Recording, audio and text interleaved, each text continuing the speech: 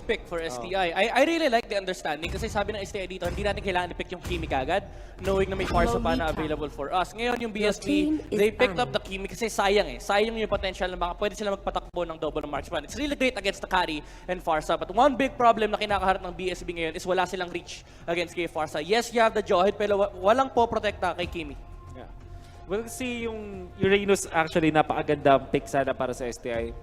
Dahil sa Kimi, technically speaking, kasi pwede niya tankin lang yan. I think that pagkalaban mo si Biggie, gustong-gusto ko yung mga strategies na parang merong okay lang na kunin niya, natapakan niya yung mga stars para hindi siya mapunta sa halaman. Kasi na-mention to ni Yako, sobrang taas ng burst potential ng Biggie pag tama yung pagkakapwesto. And we know that top teams in MPL Season 5, kayang-kaya nilang gawin yan. Ngayon, STI, sa tingin nyo, ano yung magandang pang-close out ng draft nila dito? I think you ban out the Granger para matanggal yung potential na mag-dual marksman sila. Yes, pwedeng kunin naman ng BSB yung Bruno, pero those two marksman, the Kimi and Bruno, talagang hindi nila kaya i-survive yung feathered airstrike ni Farsa rito. Hindi sila makakapush yung tower. Ikaw, Yako, tingin mo ano yung pang-close naman ng BSB sa kanila draft? Ano na lang yung kulang sa kanila? Kung hindi sila kukuha ng isa pang tank, may tank yung Jawhead. Your team is picking. Another tank. There's Baksha. Totally anti-Kimi ang ginagawa dito ng STI.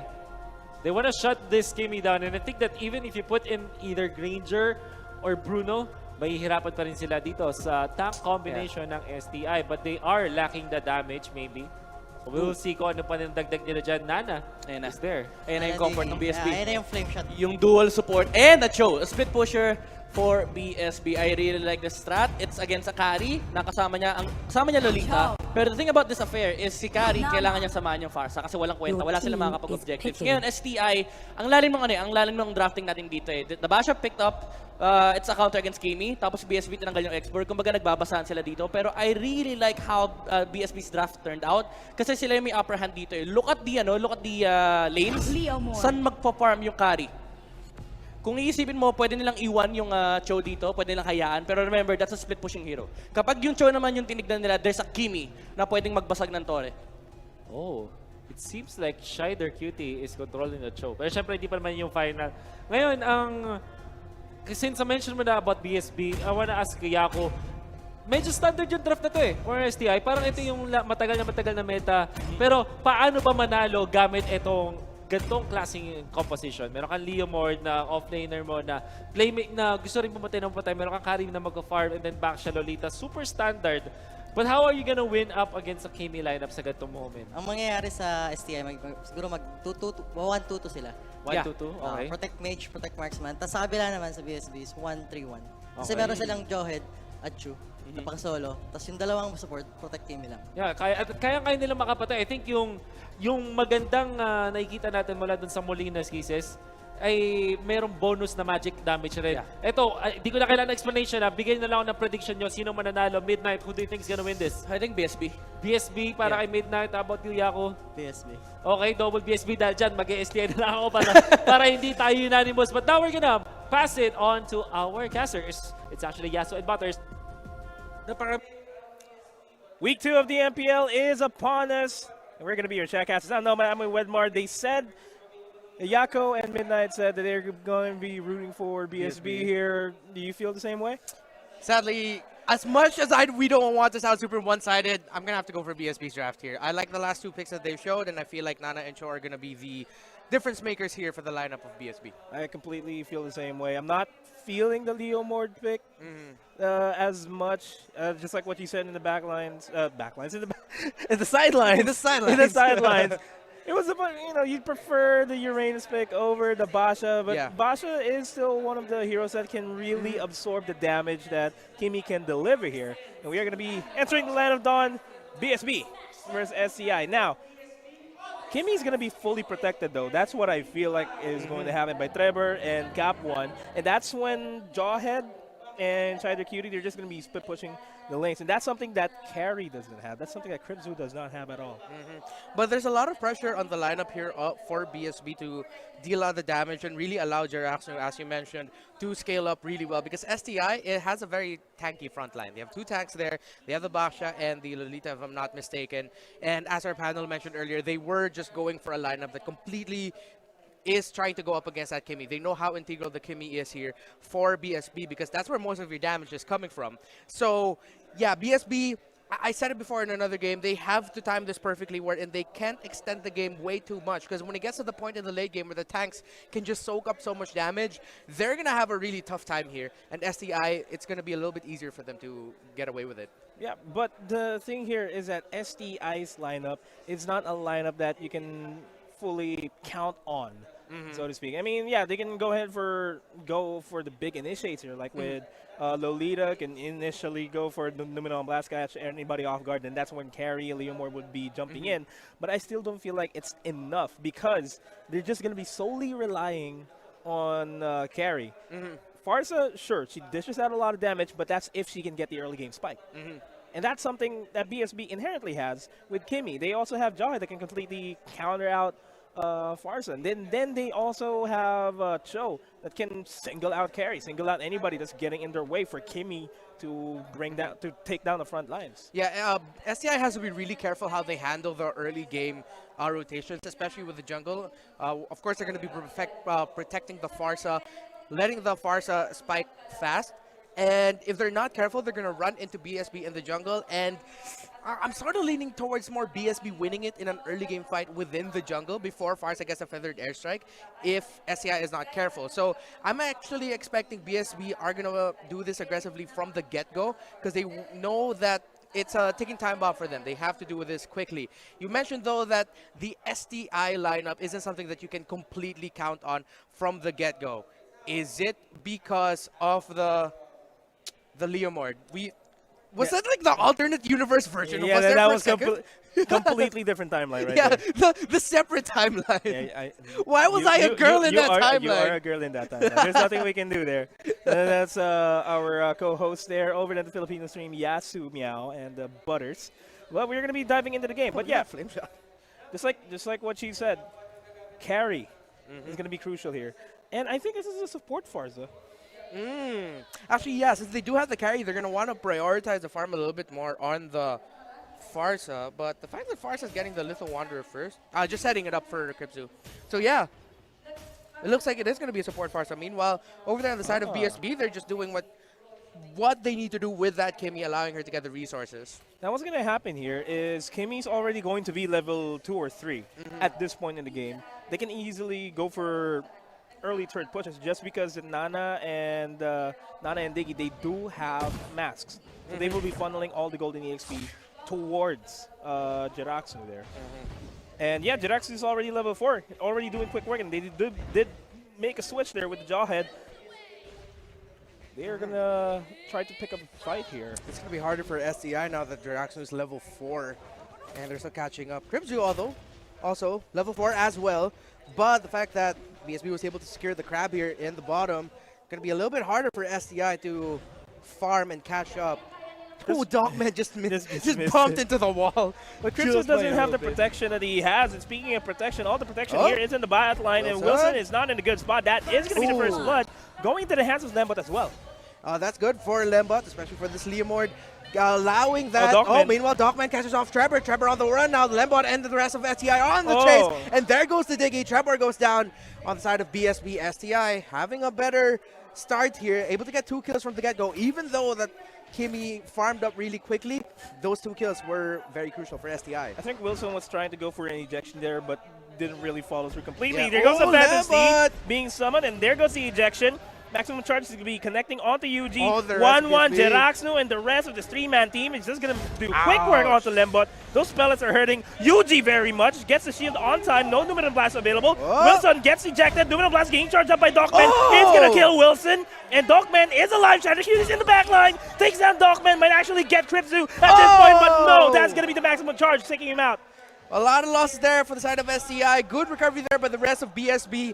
They saw the danger. They immediately rotated. Good rotation there, especially from Shider Cutie. Very, very good rotation. Good timing on Shider Cutie as well. That could have been a lost fight for BSB. And now, because of that, they are going to be bouncing back into the game. And looking at that team fight real quick, it was just... The Numenor Blast was clutch, but they didn't have Kripzu anywhere near because Kripzu was already hiding its tail and just backing off. And that is when Shadow Cutie came in, doing quick work onto Dockman and onto Cribs as well. But there those go to snipe from downtown. I feel like Kimmy was also charging up that maximum charge or saving it for when they know that they need one more kill. I feel like Kimmy was also thinking, should I use it now? No, let's see how this is going to go. Then eventually they found carry. Then that's when they popped It was it up. actually off cooldown during that entire team fight. Because he used it in the bottom lane against that Leo Mord push. So it was a really good save then. That was a really good save. So did that in the bottom lane, just waited for the cooldown, and then, just in time. I mean, it was pretty much just in time. But that's where BSB can shine here, because they have the superior rotation here compared to how SCI is playing the game. I mean, they have Leo Mord, but I don't feel like Leo Mord is going to be a threat just yet. Not just yet, of course. We all know that the Leomord is the sweeper. That's how we've known it for the longest time. And up until you really have to wait for the Leomord to get the key items, to get that Bloodless Axe, to get that Endless Battle, really get that Lifesteal in. And that's when you can really count on the Leomord. As long as the Leomord doesn't have that, BSB can play this a little bit more aggressively. And they know that STI, that Leomord, won't deal so much damage yet that you have to worry about it. But once again, it's a race against time. BSB have to do this fast and have to do this really quickly. What BSB can actually do here is, as I'm saying this, they are pressuring the top side. And they are looking for a fight here onto Nixu. Gets away with the Dragon connection, and Nixu's going to go down. This is going to be the easy tier 1 turret. Not yet, though. They don't have the wave, but the wave is coming up. Meanwhile, great response there by SEI, taking down the turret first. Going to make them a little bit more dangerous in the rotation now. Meanwhile, on the top lane, though, BSB, as you mentioned, that first turret in the top lane, though, getting really dangerously low now that the Cho is just there. Already destroyed, 1 for 1 in terms of the turrets. And they are making their presence known here in the mid lane, because they want to protect the mid lane rotation here. Mid lane is, in my opinion, the most important lane to protect, because if mid is just wide open, it just allows you a lot of rotation access. Yeah, meanwhile, speaking of rotation, Lambot gets caught off the Sniper! maximum charge! Not really. Oh, it was the flame shot. Not even the maximum charge, but it was a Diggy that got the kill with a flame shot. It's a Diggy snipe. You'd never expect a Diggy to snipe, but thank you for introducing the flame shot, Moonton. That's the world that we live in now. Diggy can snipe. Shadow Cutie gets caught off by Nixu. The rest of BSB are not nearby to help. SCI is there though, so of course he has to get back. Meanwhile, on the bottom lane, look at that Kimmy, Jiraxu, and that Nana just focusing there. But here back in the top lane, Wilson and Trevor are in a bit of danger. SCI applying the pressure here. Meanwhile, the Nana and the Kimmy, Numenon blast with a flicker, and not connected because of the time. Journey just in time. There goes Shadow Cutie from the back. Here comes the rest of SCI now going on the retreat because Nixu gets ejected to the back line, but they still can't get the kill because he's just so tanky. Not a lot of damage right now coming from BSB. The Kimmy isn't there for the assist, so it's going to be a stalemate. That was a good disengage. That was a good disengage by Trevor. You don't see that often. The Numenon Blast was getting charged, and he just popped it right at the same time. If it connected, that's going to be 2 guys down on the side of BSB, and then the turret going down. But yeah, I digress. The turret's still going to go down. It's 1 HP now. That was really, really great timing because it's not, he didn't pop it when it was charging up. It was just when he felt that, okay, it's about to hit full charge with the sun. But no, here comes Dockman getting caught out. He's probably going to go down. Killing spree now for the Kimmy Feathered Airstrike has been brought down, but it's not going to deal enough damage to BSB. That's another kill for the boys blessed since birth. And now they are going to be sieging up the mid lane and keep the blessings coming. Cho's going to be in a bit of a tight spot there over the top side, and he is going to go down without a shadow of a doubt. Ooh. Almost makes it out, but Shut down there by the Farsa. the projectile was already on his way, so there's no chance he was going to escape, even with the flicker. No chance. So that's what you got. No chance in hell. You got no chance. Oh, Nixie here might have a chance, though. He has to be careful. Feathered Airstrike brought down just to provide a little bit of space. Melina Smooch, though, providing the space that BSB need, but they won't be able to defend that top lane turret. See you later. Alligator. Oh, he got the steal. He got the crab steal with the flame shot. My goodness, Jiraxnu. And this battle finally being picked up by Jawhead, and it seems as though as mid lane pressure is going to be upon us, they're going to try to siege this up. Turtle's gonna be spawning. Oh, look at how much! Oh my goodness, that hurt! What was that? The damage! I think that was a flame shot with the maximum charge. Like as soon as she Oh, another flame shot! Nixu getting really Time low. journey. He's taken down by Trevor's Diggy, but here comes Cripzu. No, he's not going to go for the chase. Feathered airstrike just to provide a little bit of space. And BSB get away another kill once again. And see, this is why ever since even just the qualifiers, we've been talking of how much of a game changer Flame Shot is. Look at the damage that you can do. It deals so much damage. The cooldown is near non-existent. Yes, I know it's like 30 to 40 seconds, but that's still really quickly. You have pretty much have a long-range shotgun for the entirety of the game. You're basically converting one of your skills into a Valor skill. Yeah. Valor also has that. Minus a stun. So yeah, that's why we also don't Yeah. see Valor get. No, Valor does. But this is going to be an attempt for a steal. Doesn't actually happen, but that is space created to secure the turtle. Yeah. Now here's the problem I have when you're picking a Farza and you have a Kimmy on your side and you got 3 guys with flame shots on the other side. You will be able to snipe out Farza. Like, as soon as you connect the flame shots, and as soon as she opens up the feathered airstrike, hey guys, this is the target right here. Let's aim our flame shot. And you're going to be running away. That's Yeah, it. and the range of that flame shot is crazy. That's why you can do it. Like, flame shot used to be brought out only because if you have a Farsa, you put flame shots on your backliner so it doesn't get anywhere near Farsa. That's when people realize, you know what, we can actually use it to snipe out Farsa, and that's what we've been seeing. The time of the Farsa meta came by really quickly because of the changes in the meta, especially with introduction of that flame shot. Dangerous, dangerous skill. I know a lot of us have a lot of opinions about the flame shot, but this is how we're seeing it now. Maximum charge used, but misses. She was already a Molina. How could you miss that? I'm not Jirok. Would you have made that? If I were closer. If I were closer, I would have made that shot. Once again, you are a Molina. He gets turned into a cat once again now. BSB controlling the map really well. It's a very slow and methodical approach to this game, and this is very fundamental what BSB is doing. STI though, they are doing okay, but not so well now because it's gonna be a near 7K to 6K difference in gold, and they're having a hard time really going around capturing what they need to capture, taking control of the map, because just when they thought that they can control one part, that completely sacrifices another part. And STI now, I'm really not feeling Lembot's Leomord so much here. We've barely seen action from him. I've been saying this since Season 2. It's all about who controls the game, who has the tempo, and who dictates the tempo. Who's the conductor in the orchestra of battle that we have in the Land of Dawn. That's exactly how BSB is playing the game.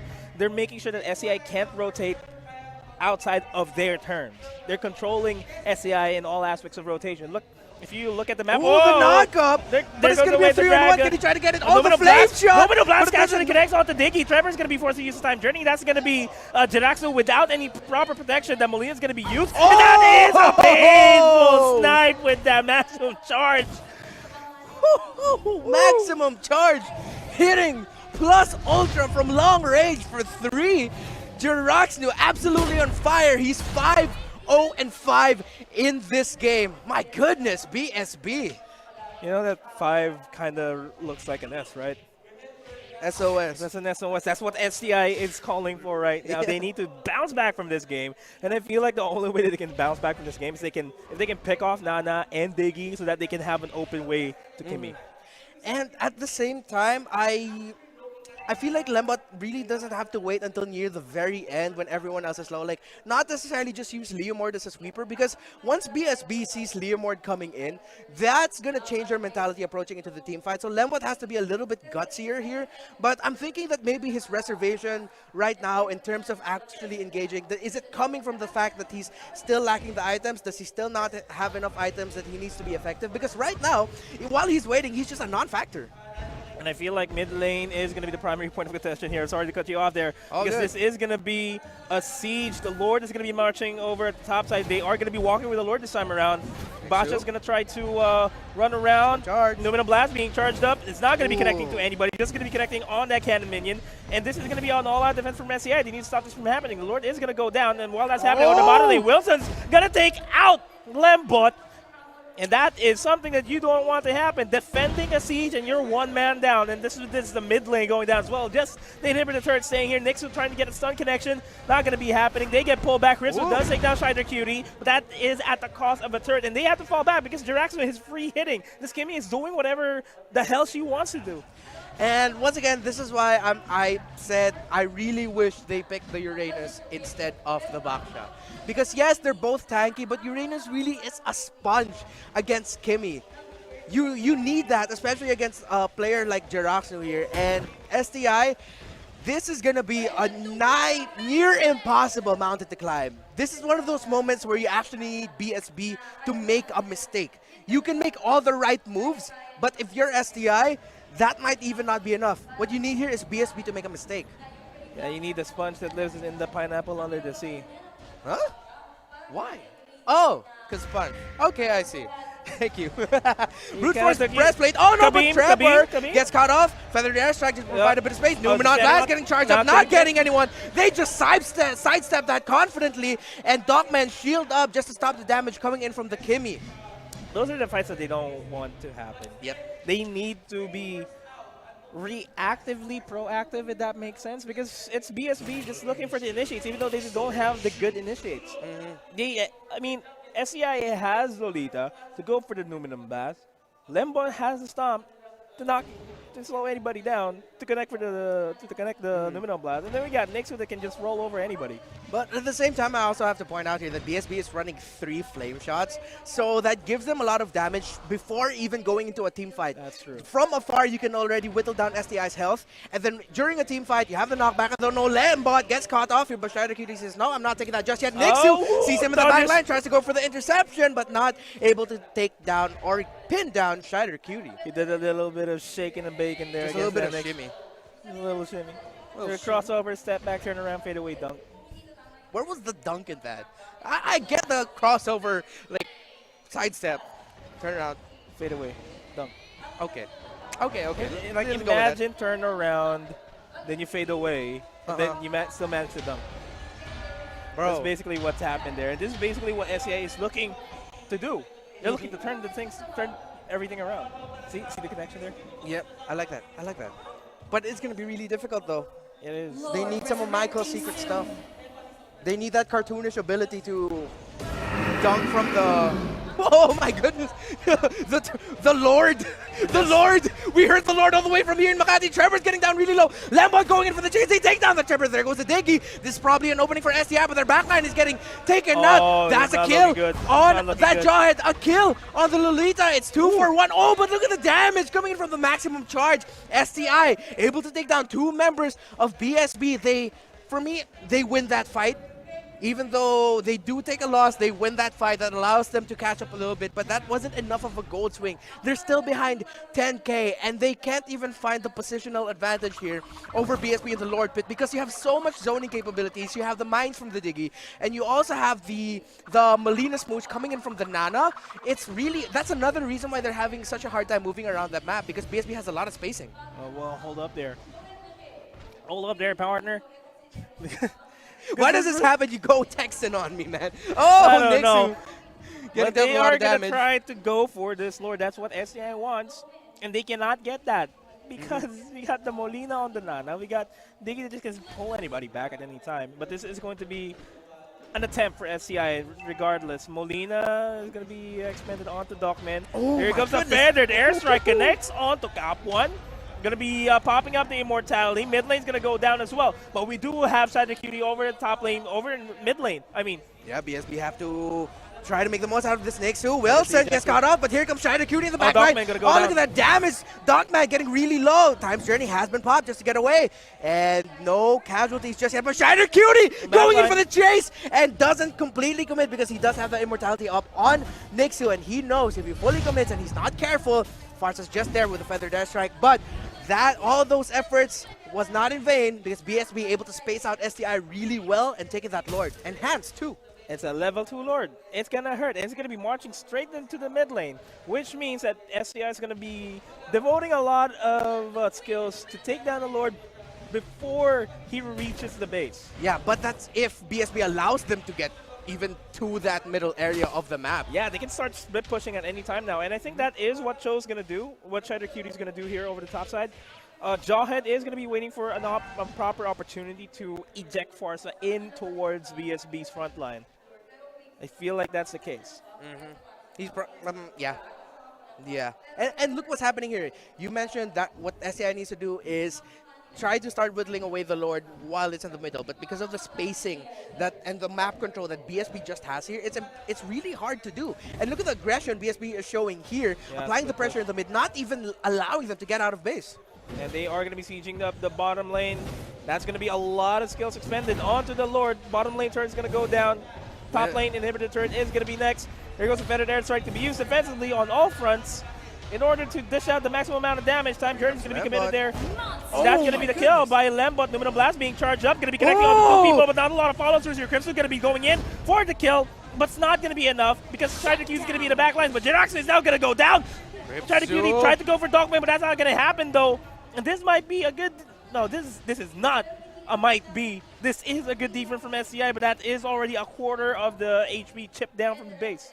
And now we're getting to the point where Nixu is starting to be able to take a lot of damage coming in from the Kimmy. He was just spacing them out over there in the middle. Great job there by Nixu. And now, of course, Kripzu, BSB have to respect the fact that SCI have the carry here. That Shredder carry can shred them so quickly, but they get caught off there. Molina played so many ultimates. Dogman goes down. Only 1 tank left remaining for SCI. That's 3 down for SCI, but the Leomord and Yuji is about to come back on that Farsa, but will it be enough? BSB applying the pressure. Look at Shider Cutie just splitting from the rest of the team, applying extra pressure there in the bottom lane, and this has been the story of the game. It's just been all BSB, SDI really trying their absolute best to make the most out of a BSB mistake. Yes, they did that earlier with the defense, but getting caught off their Dogman, that really, really hurt them. I still feel like this is a lost game from SCI now at this point. It's hard to come back in this state, especially considering the fact that, yeah, they're all level 15s now, but they don't have the rotations from BSB. And that's what BSB has. They're applying a lot of pressure all across the map. The SCI just has to respond. Speaking of that, Nixon's going to get kicked into Oblivion, gets Molino, and he goes down. Immortal's going to be buffed. Phantom Steed doesn't even matter because it hurts. Crimson's going to go down. Lembot as well. Wilson, no. 3 down already for the side of SDI. BSB will apply the pressure. 5 of them are up, and it looks like this is going to be GG. Look at Jiraxnu just freely hitting in the base, and they pause right at the moment when the game was about to end. But folks, pretty sure that we know what's going to happen here. This is going to be an STI win. Pretty sure it's safe now for us to talk about what happened here. BSB just took control of the map and did not let go. Did not let go, did not give them any chance to bounce back. And that is how you win games. You control your opponent to the point where you control your opponent. Like, hey, you're not gonna rotate anymore. You're not gonna go to the bottom lane anymore. You're gonna be focusing on us here on the top lane. That's exactly what BSB did. And again, I have to bring it up. If you have a Kimmy and a Cho in the other team, just pick the Uranus. Because Uranus can really hold down the side lanes. And we talked about holding the tempo, setting the tempo. Uranus does that for a lot of compositions for the teams here. Because of the amount of armor and just how tanky Uranus is he's not going to deal a lot of damage. Yeah. He's just really there to hold down the fort. And that's what STI lacked here. They lacked the side lane hero who can protect it and buy time for STI. I think they were really just trying to check the Cho with the Lembot. With the Leomord, I mean. With the